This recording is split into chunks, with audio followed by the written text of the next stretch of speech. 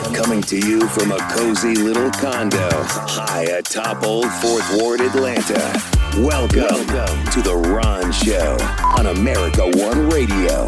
Here's your host, Ron Roberts. Thank you for listening this weekend at Progressive Voices via TuneIn. Friday morning, Town Hall, Marietta, Georgia. Senator Jon Ossoff met constituents, and while there were no MAGA protesters or disruptions, no one got tased, Marjorie, but there were frustrated residents, constituents from throughout Metro Atlanta who wanted answers.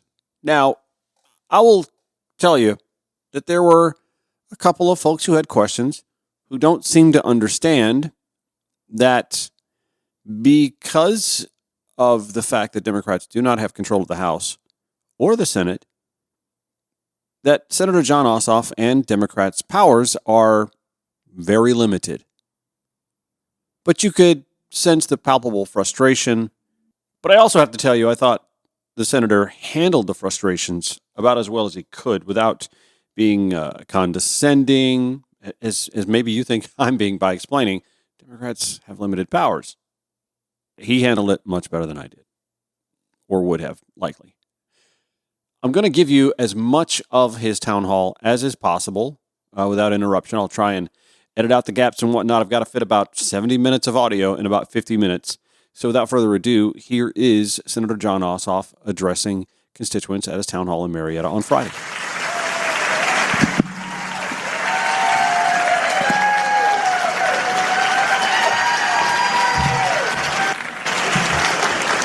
Good morning.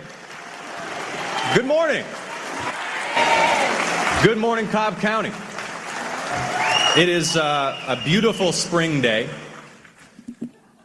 and I am so grateful for your presence. I am deeply honored to represent you in the United States Senate and to have this opportunity to engage in dialogue with you.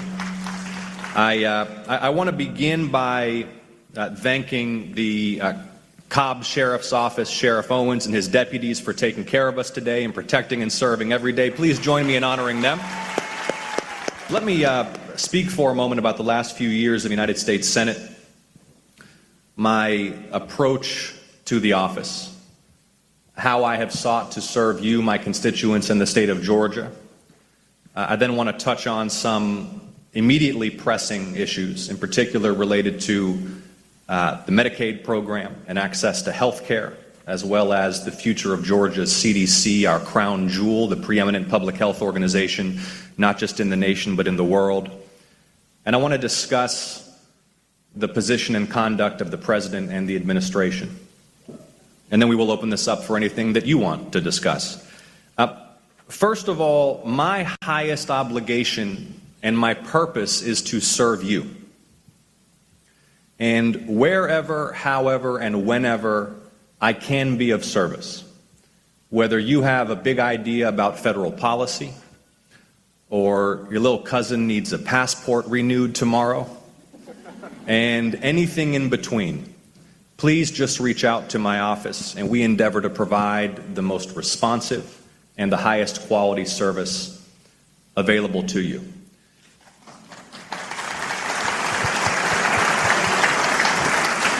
And that focus on service has informed my approach to legislation and the legislative process in the U.S. Senate. My job is to deliver for the state. And as bitterly divided and even hateful as American politics can seem and has seemed now for many years, I have found that the best way to deliver for Georgia in the U.S. Senate is to build decent and respectful bipartisan working relationships and to work with my colleagues on both sides of the aisle to advance legislation and initiatives that are in Georgia's interests and the nation's interest. When you consider, for example, the ailing state for many decades of America's public infrastructure, how essential our public infrastructure is to our quality of life, our public health, and our economic development, how we've been falling behind our major international competitors for decades. It's clear how important it was for us to come together as Democrats and Republicans and pass the bipartisan infrastructure law. This was the most significant investment in America's public infrastructure since the Eisenhower administration, getting lead pipes out of drinking water systems, upgrading seaports and airports across the state and the country, upgrading our surface transportation, upgrading our energy grid, upgrading freight and passenger rail across Georgia and the nation. And we passed it with nearly 70 votes in the United States Senate, Democrats and Republicans, which not only means that we got it done, but it means that the policy has staying power, and it sent an important signal to the nation and to the world that the two major political factions in America can from time to time put their differences aside and do what is in the national interest. The national interest. We passed major legislation to strengthen health care for our veterans with a strong bipartisan majority in the United States Senate, the PACT Act. And by the way, I'd like to ask every veteran, every military spouse, every active duty or reserve component service member, please stand and be honored for your service by all the rest of us. Thank you. Thank you. Thank you. But we passed with strong bipartisan support the PACT Act, which is the most significant effort to strengthen veterans' health care in many decades. It's aimed in particular at veterans who served in places where they experienced exposure to toxic chemicals. You've probably heard the most infamous example of this, the burn pits in Iraq and Afghanistan. Service members who were forward deployed inhaling the fumes from the public open combustion of dangerous substances, then developing cancers and neurodegenerative diseases, but having to slam their heads into the brick wall of the VA bureaucracy for years and years to prove that their illness is service-connected. Well, now for those veterans who were deployed to those places where there was known risk of toxic exposure, the presumption is that those diseases are service-connected, which can spare them years of onerous and stressful adjudication through the VA process when what they need is health care. We got that done with bipartisan margins in the United States Senate, and it's an example of what we can achieve when we work together.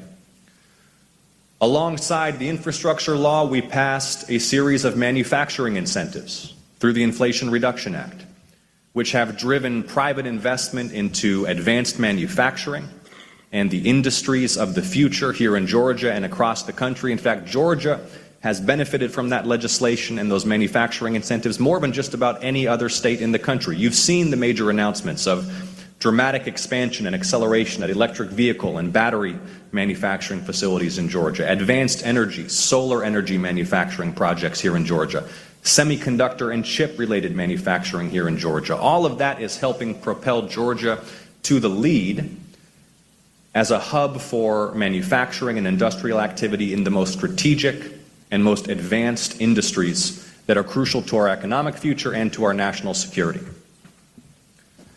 I have taken very seriously my obligations to engage in oversight and investigations. You all know that my background before I was elected, I led a company that investigated war crimes, human rights abuses, official corruption around the world. And I think that in some ways Congress has neglected now for decades the vigorous use of our oversight authorities. I have led multiple long-term bipartisan investigations of human rights and civil rights abuses in prisons and jails across the country.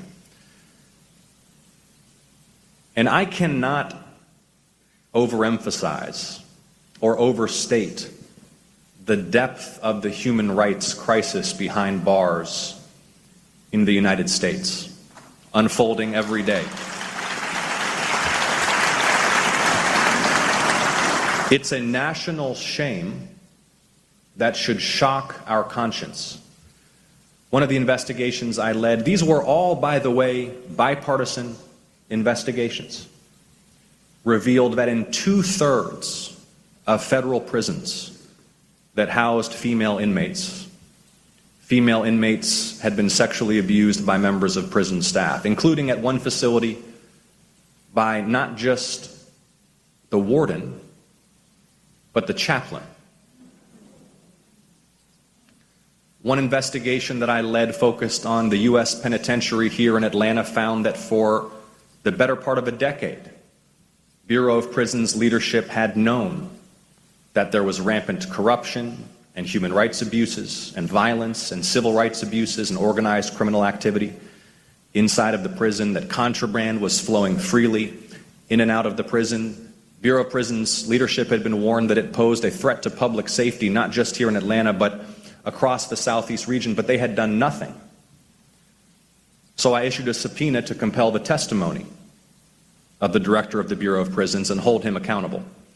And on the basis of this investigative work, I wrote with a Republican colleague legislation called the Federal Prison Oversight Act, which overhauls the oversight of our federal prison system, which requires now routine surprise inspections of every single federal prison facility by the Department of Justice Inspector General's office, which creates a new independent office of the Ombudsman for federal prisons at the Department of Justice, and a hotline for inmates and their attorneys to report allegations of civil rights abuses outside of the chain of command at that facility, because of what we found about how those kinds of complaints were being handled. That legislation passed the U.S. Senate, it passed the U.S. House, and it became law, and it is now the law of the land. And it was a bipartisan bill built on bipartisan investigations, and it may not have led the headlines, but that is the real substantive work of legislating.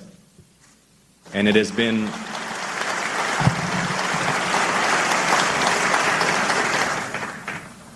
a pleasure to serve the state. But as committed as I am to bipartisanship, I'm also not going to mince words with you about the crisis that we face at this moment. Because the crisis that we face at this moment is deeper than the contest between the political parties. And it's deeper than ideological differences between liberals and progressives and conservatives and moderates. This is a crisis about the very character and nature and substance of our republic, about whether we will adhere to our Constitution, whether the most powerful officials in the country are bound by the rule of law. You've seen just in the last few months, the president began by pardoning militiamen and rioters who had sacked the United States Capitol and assaulted law enforcement officers. He has purged the federal government of independent watchdogs who investigate corruption and abuse. He has filled the highest and most fearsome offices, not just with partisan loyalists, but with personal loyalists, and publicly called upon those personal loyalists to target and investigate and intimidate and prosecute his critics and his political adversaries. He is using fear and intimidation and coercion in a campaign of vengeance unlike anything we've ever seen in the history of the Republic. We have never seen a president commit themselves to the destruction of their political opposition through the use of official power. It has never happened in the United States before. And that's exactly what we're seeing right now, and it should chill us all on the other foot. Every expansion of executive authority beyond all precedent, every shattering of norms, there's a risk that one day it'll be wielded by a Democratic president. How then will those who may agree with President Trump on policy feel about this unbelievable expansion of presidential power? We are seeing official coercion used to intimidate and bend the entire legal profession to the president's personal will. And by the way, and I say this very bluntly, shame on those law firms who have capitulated to intimidation.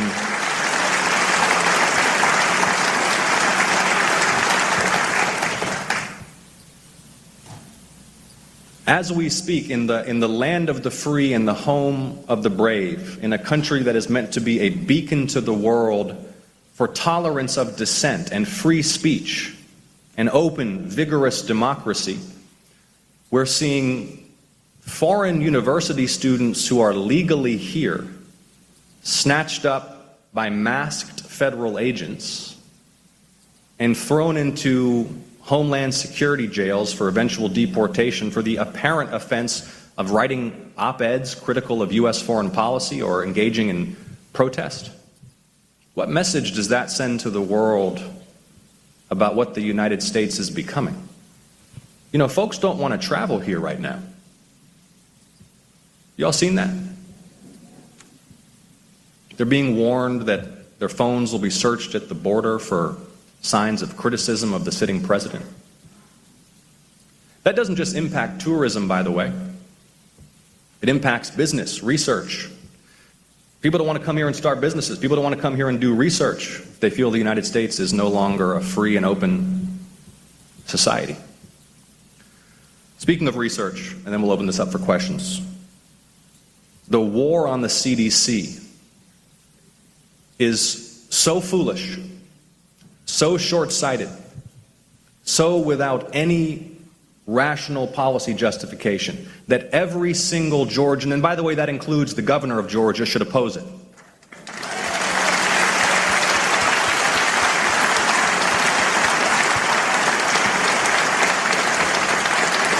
This is the preeminent public health institution in the nation and in the world. You know, you don't know necessarily the public health crises that are avoided.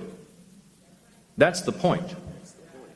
And by the way, I'm all for government efficiency, and I don't believe federal programs are sacred or anyone's entitled to a federal job. It has to serve the public interest. But there is nothing efficient about this. When you randomly fire hundreds of thousands of people, and then you are scrambling to rehire them because you realize you accidentally fired the people who protect the nuclear weapons, and you accidentally fired the people who protect us from Ebola, and you accidentally fired the people who manned the Veterans Crisis Hotline. No private sector executive would get away with this.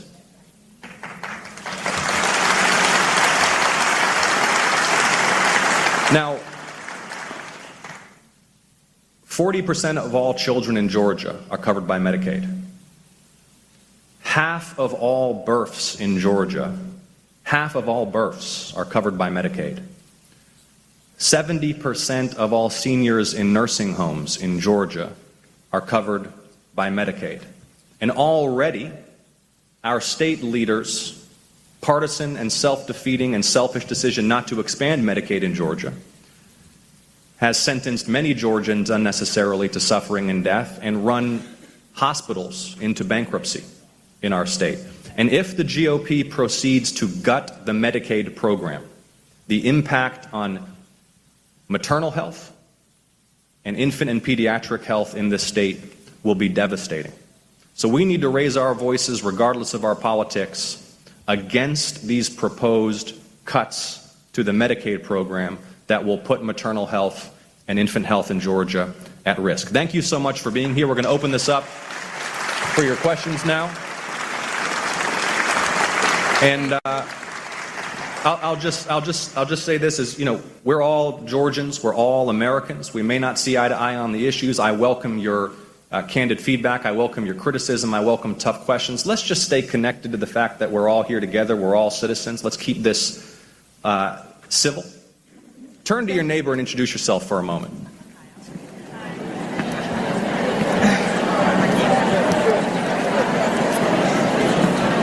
Okay. All right. We'll go to the left side for our first question, the lady in the black blazer and a green lanyard on the end. Good morning, Senator Jon Ossoff. I'm originally from my name is Arjo. I live in Smyrna City. I'm originally from the Philippines. I'm really concerned about the dismantling of the USAID. As a former government employee before I came here in the USA, we have so many projects impacting marginalized communities, especially indigenous people's communities. So I came from that indigenous people's communities. With this USAID being dismantled, what are your thoughts and what are the implications, especially on international cooperation among countries benefiting from USAID? Thank you so much for the question. By the way, I'm going to try to be concise so that we can get to as many questions as possible. So first of all, USAID is an agency established in statute by law by the United States Congress. So the entire endeavor of unilaterally disbanding and destroying it at the whim of a president, by the way, a process managed by the wealthiest man in the world who's been elected to no office and confirmed by the Senate to no office, is, in my view, of highly questionable legality. As a policy matter, it too is self-defeating. Just like destroying research and development in the United States is self-defeating.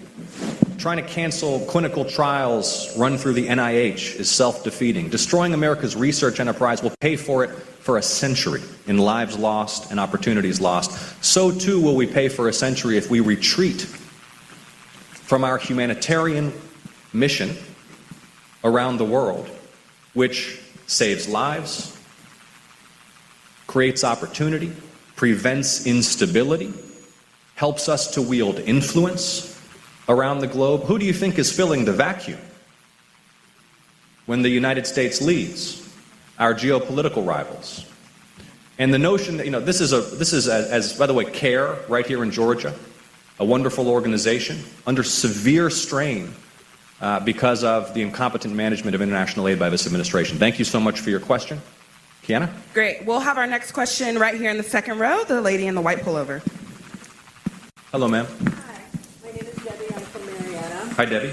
Hi. Hello, Senator. Oh, sorry. Okay. Hello, Senator Office. Thank you for coming to Cobb County, and thank you for everything you do for the state of Georgia. I sort of have two questions, but what is the plan if he declares martial law to stop, to stop us? I'm very concerned about our protests. Then he might do it, and then we won't have another election. Is there anything Congress or the Senate can do if he declares that? And my second question is, how do we undo the damage that he's done? Thank you, What is Debbie. going to be done?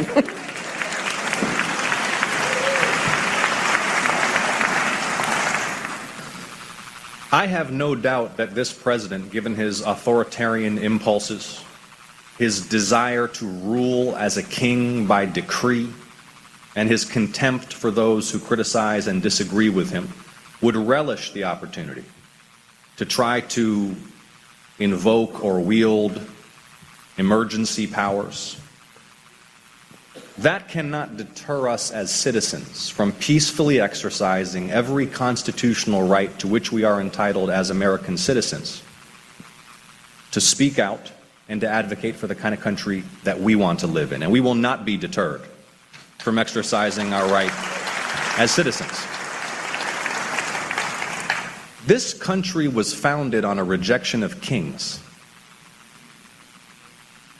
And my view is that the American people have no interest in this new experiment in monarchy that this president is trying to impose. I think that it is deeper than political party. I'm hearing from Republicans and independents here in Georgia who are horrified that we have a president who would overtly defy federal judicial orders and show that kind of contempt for the rule of law and the Constitution. Look, I think in the short term, because you asked, what's the plan? Let me say, first of all, there is no magic button that I'm not pushing. There is no magic button that, if only we had the will to press it, would put a stop to this. And there is no long-forgotten, archaic tool of Senate procedure which, if only rediscovered, would put a stop to this. But public leadership, informing the public. For example, I don't think there's any part of this state, doesn't matter its politics, economy, where I said, hey, do you want to slash the healthcare system, defund your hospital, and leave pregnant women and infant children without health care in order to pay for a tax cut for the wealthiest people in the country? That is not a popular program. And that is their program. And by exposing it as such, we are putting pressure on those who are considering voting for it in a way that I think is reducing their legislative scope to do damage. Ultimately, the only path out of this is to regain power in Congress. Okay? And unfortunately, we're 18 months from even getting to vote to change that, and another 2 months after that before those changes were to even take place. We'll get more from Jon Ossoff's town hall in Marietta.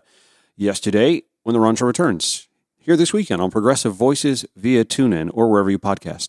This is The Ron Show on America One Radio. Full transparency, I have 25 minutes in this segment, and there's 37 minutes of audio from the remainder of the Q&A at the Jon Ossoff Town Hall. So we may not get to all of the rest of the Town Hall, but I will include a YouTube link, a couple of the TV stations here in Atlanta, WXIA TV and Fox 5 WAGA, both with live streams of that. 11 Live had some audio problems at the end, but Fox 5 didn't get the very beginning of it, so there's that, and I apologize for that. Let's get back to the Q&A. Things have been pretty calm. There was some contention from there on out. My name is Christine, and I'm from Tucker, Georgia. Hi, Christine. Good to see you. Good to see you. I've supported you from the very beginning when you ran the first time, and you didn't live in my district, but I was there at your very first rally, and I will be there with you till the very end. Oh, thank you, Christine. You're welcome. So after the last presidential election, I was so depressed. Yeah. I couldn't even leave my house. I couldn't watch the news. And I sat there and I thought to myself, what can I do, just me as one person, do to change the way that I feel and the way that I felt other people felt? So I created something called the Pocketbook Brigade. And we've been holding marches in Tucker, Georgia. Our last march was this past Saturday, and we had 2,000 people that came. Wow. We have another march coming on May the 10th about maternal mortality in Georgia. Good. Okay? What I want to know is, what else can I do to help you to do what we need to do to turn the tide and get back the leadership that we need in Washington? What other things do I have to do? More marches? I'm going to be on a radio show this coming Wednesday. They want to talk to me about the Pocketbook Brigade. What can I do on that show to talk about what we need to do so that I can do the most that I possibly can to serve what you're doing to help us to win back our country? Thank you, Christine. You're welcome. And thank you for your advocacy and your activism and for being an engaged citizen.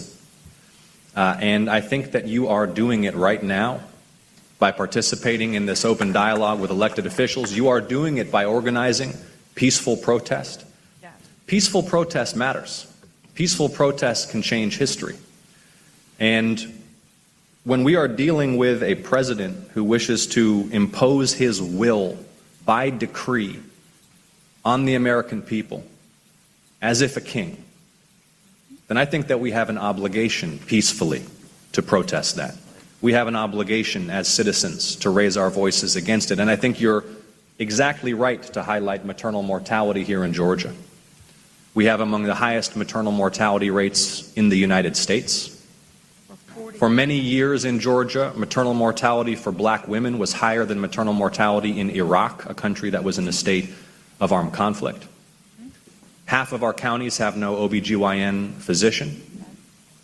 And the ultra-draconian abortion ban that's been imposed in this state is forcing women, as we've heard from doctors consistently from the last year in official proceedings, forcing women to proceed with non-viable and high-risk pregnancies, forcing them to travel across state lines to get medical care that they need for their health or for their lives, requiring women to develop more and more severe infections, cases of sepsis, even to require hysterectomies because vital medical care is delayed. And if the Medicaid program is gutted, as I said, and this is maybe the most important message from me to you and members of the press today, if the Medicaid program is gutted as proposed, the impact on maternal health and infant health in Georgia will be catastrophic. Thank you so much, Christine, for your advocacy.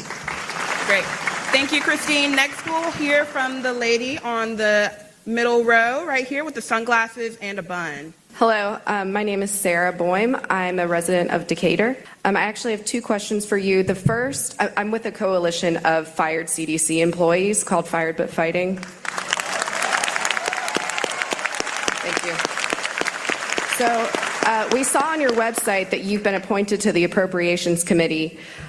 We are deeply concerned about the cuts to CDC and proposed cuts to HHS in fiscal year 26. What are three things you'll do to support HHS and public health in general during fiscal year 26? And the second is, I was at the CDC support rallies outside Roybal campus where Senator Warnock showed up and gave a speech. I also attended a roundtable he hosted where fired CDC employees and federal employees and a few different federal employees were able to share our stories and ask for help directly. So he didn't just listen, he signed a letter to Secretary Kennedy demanding answers, added resources for fired feds to his website, and assigned dedicated staffer to assist us individually. Your office has put out a few press releases, but we want to know why you're not in lockstep with Senator Warnock in supporting us. Thank you so much. Thank you so much. And in fact, I was pleased to join Senator Warnock in sending that letter to Secretary Kennedy. In fact, I recall at, I think, about 2 a.m. when we were debating Mr. Kennedy's prospective confirmation to the U.S. Senate. And those of us who were in opposition to his confirmation were holding the Senate floor all night in opposition. I was honored to read there on the Senate floor a letter that had been sent to me by a member of CDC staff who had been placed on probation for the apparent offense of being a professional dedicated to health equity, which under our new official state ideology is apparently prohibited. The work that she did was about increasing access to preventative medicine and pediatric health care in underserved communities, helping people who, by virtue of their income or their geography, didn't have access to the healthcare system. Health equity. And not only was she put on leave for doing that work, but she was doxxed and her public information posted on the internet, and she was receiving threats for having done that work. So I will remain an outspoken champion of Georgia's CDC and continue to oppose, both through the legislative process, as you noted, as an appropriator, the proposed deep cuts to the CDC's budget, continue to vigorously oppose and expose the foolishness of these mass firings at the CDC, and champion the CDC's work nationally and internationally as a proud representative. And thank you so much for your service to the nation. Thank you. Thank you. Next, let's hear from the lady in the second row with the glasses and the scarf. Good morning, Senator Brunessa Drayton from Powder Springs, Georgia. Good morning, Brunessa. Good morning, sir. As a mom of 4 boys, one being a rising senior who is focused in wanting to attend an HBCU, my concerns right now are primarily with the Department of Education and its current leadership. Wanted to get your thoughts on, what you are thinking as far as addressing, concerns that they may have with the dismantling of the Department of Education and funding of HBCUs. Thank you. Thank you so much, Brunessa. And let me say, I have been and will remain a champion for Georgia's HBCUs. And I'm grateful to the extraordinary work that Georgia's HBCUs do as jewels in America's system of higher education, the extraordinary work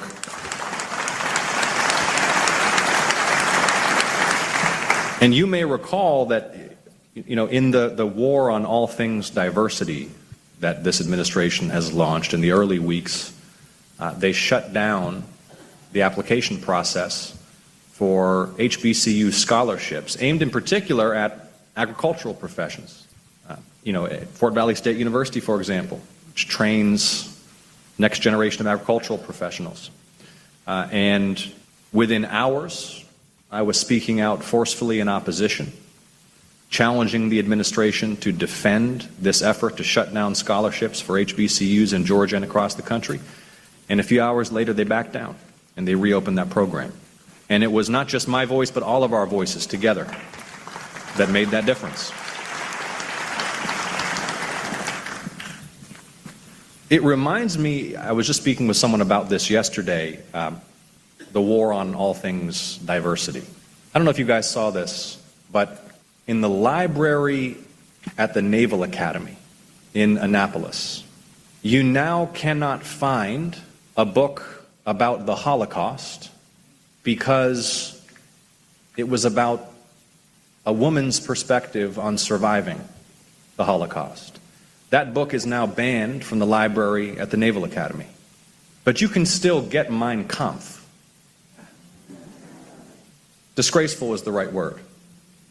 As for the Department of Education, look, the clear will of the administration is to abolish the Department of Education, which would have an extraordinarily disruptive impact on education across Georgia, would disrupt the provision of services to disabled students and special needs students, would disrupt the provision of school meal programs that students rely upon across the state, and would throw the entire process of educational administration for primary and secondary school education into chaos. Now, this president does not have the legal authority to simply abolish the Department of Education. Not that that is stopping him from trying to do things. But that will be, I think, a very important fight through the appropriations process, as was mentioned in Congress. And I suspect that there are some Republican members who are becoming squeamish about the proposal, given how much they're hearing from teachers, educators, administrators, concerned parents, and faculty back home. Thank you, Brunessa. Thank you. Next, let's hear from the gentleman in the back in the gray polo and the glasses. Okay, thanks for holding on to me. My name is Kevin Pettis, and hey, Kevin. Since 1984, I'm living here, and it's called Marietta, not Marietta. Just want to make that clear. And I'm here with my CDC colleagues. Everybody from CDC, stand up. Stand up. Stand up so they see us, so they know who we are.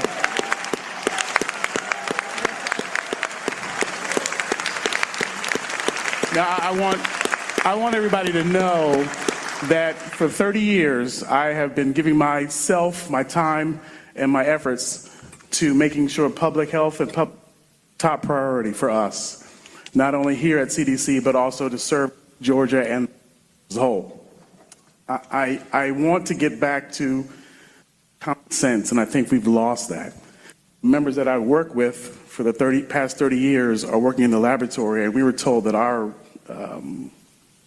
efforts and what we were doing there was not necessary.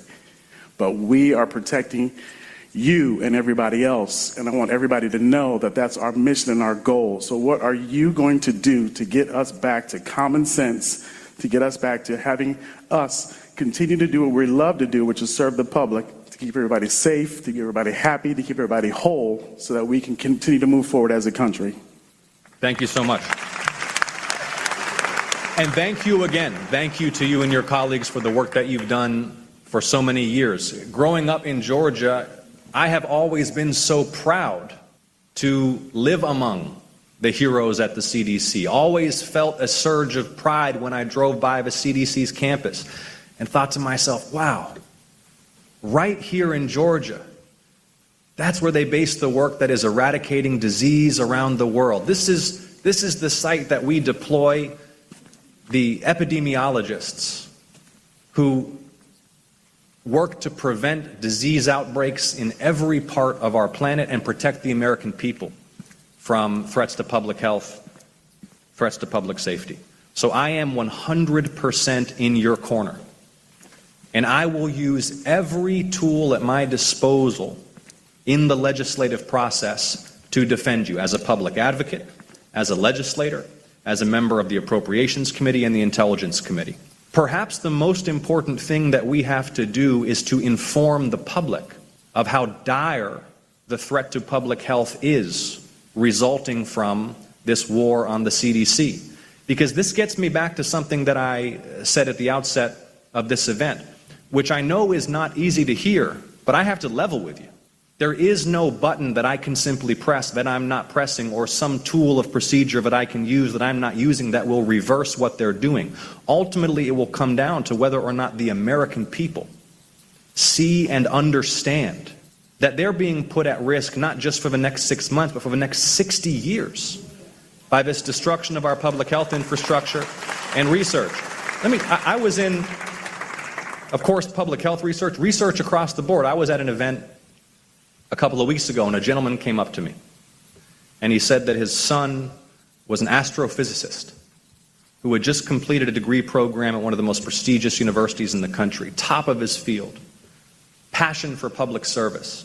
But because it was a so-called probationary employee, and you all know what that means. It just means recently hired personnel. When you fire everyone who was recently hired simply because they were recently hired, with no regard for their individual performance or the importance of the role that they fill, you are simply denying the American people access to the newest, most recently trained talent that wants to serve the public. So this man's son, an astrophysicist, had been fired in one of these mass firings of probationary employees, no longer able to serve the American people as a public servant, which was his will. And he wasn't doing that for the money. None of you all went to work at the CDC for the money. You went to work at the CDC because you care about public health. So this young astrophysicist, well, where is he working now? Any guesses? Beijing. Brain drain. If we deter talent from serving the American people, well, the rest of the world, including our rivals, are more than willing to take advantage of their talents and skills. Thank you, sir, for your question and for your service. Thank you. For the next question, let's stay on this side of the room with the gentleman in the middle with his hand raised here. Thank you. If you wouldn't mind stepping out. Hi, my name is Paul. I'm from Marietta, Georgia. And me as a minority and living in Georgia, currently I'm afraid to leave my house without my passport. I'm afraid to go to the movie theaters. I'm afraid to go to the grocery store. I'm afraid to leave my house. This isn't an issue that can be talked about next election or next presidency. I may not be here. I am a natural-born citizen. I was born in Northside Hospital, but that does not matter because people with my skin color are not receiving due process. I've heard a lot of what can we do in 2 years and 4 years from now, but I may not be here. I might be in a concentration camp. I might be in a work camp. I may not be able to return to my home. What are you going to do to represent me and the immigrant community in Georgia so that we can feel safe to leave our house? Thank you, Paul.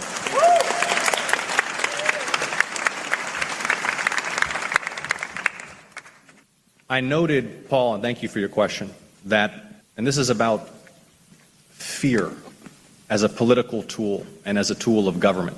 I noted that folks from around the world don't want to come to the United States anymore because they fear what might happen at our border. And you just heard from Paul, his firsthand experience about how fear functions right here at home. People across the country are fearful, and they are fearful by design. That is the point. The point is to make people afraid to dissent, or simply afraid to be here at all. And the erosion of civil rights and civil liberties in this country right now is happening at so swift a rate. It is unlike anything we've seen in American history. An administration that is defying federal judges, dismissing the importance of due process, which again, if you refer to the founding of our country, a country founded on the rejection of monarchy, there's a reason that one of the rights enshrined in the Constitution is the right to due process, to stop arbitrary punishment by decree of a king. One of the very first things I did when this administration took power, and after Marco Rubio went down to El Salvador and met with the dictator in El Salvador, was to launch an inquiry with the Department of Justice and Department of State about their intentions with respect to that foreign gulag to which not only are they presently sending immigration detainees who have not been afforded due process, but to which the President of the United States is openly musing about sending American citizens. So I hope that we can all take a step back, no matter our, and Paul, this gets to your point about how do we respond. we all got to take a step back from whatever our political affiliation, our past voting behavior, our preferences might be, and just ask ourselves the question, if the President of the United States is threatening to send American citizens to foreign gulags, and their official position is that once they've sent you there, well, even if they made a mistake, there's nothing they can do about it.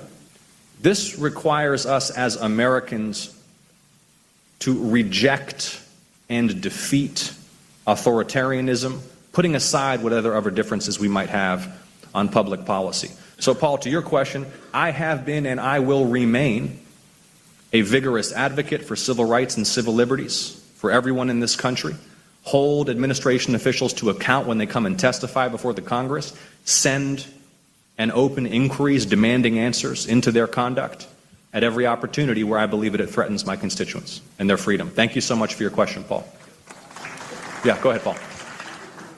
I will use every authority and every power that I have as an elected official to protect my constituents.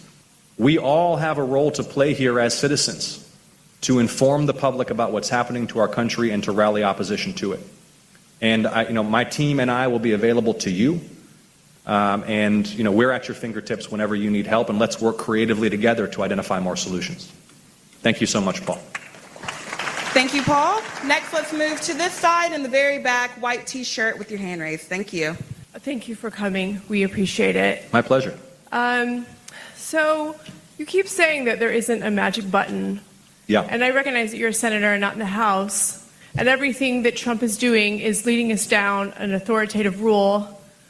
Why are there no calls for impeachment? This is unacceptable. I will not live in an authoritative country, and neither will any of these people. You can do more. Think outside the box. He needs to be impeached.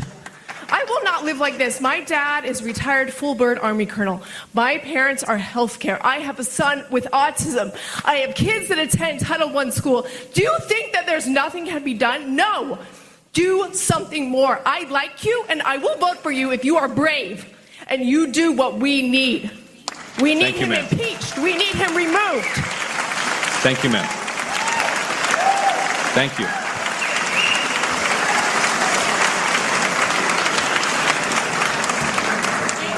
And there's political reality, though. There is no doubt that this president's conduct has already exceeded any prior standard.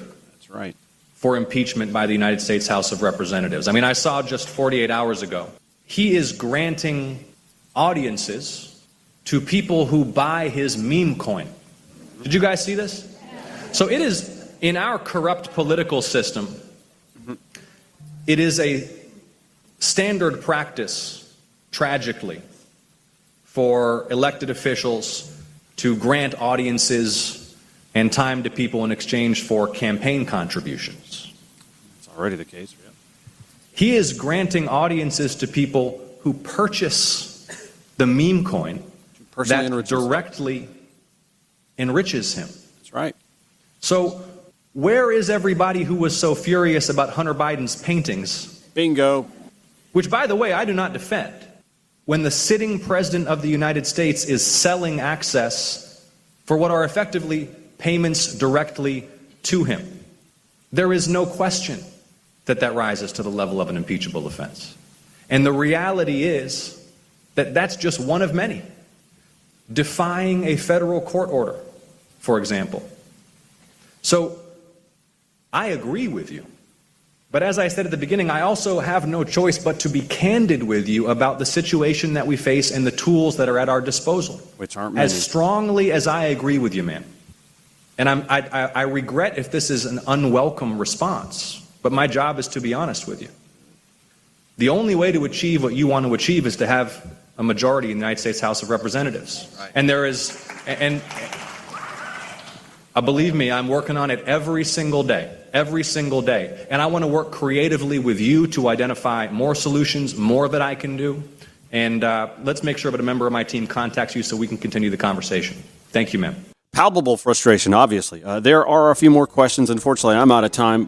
We will guide you to the links that I will have in the show notes at ronshowatl.com for this special edition of The Ron Show.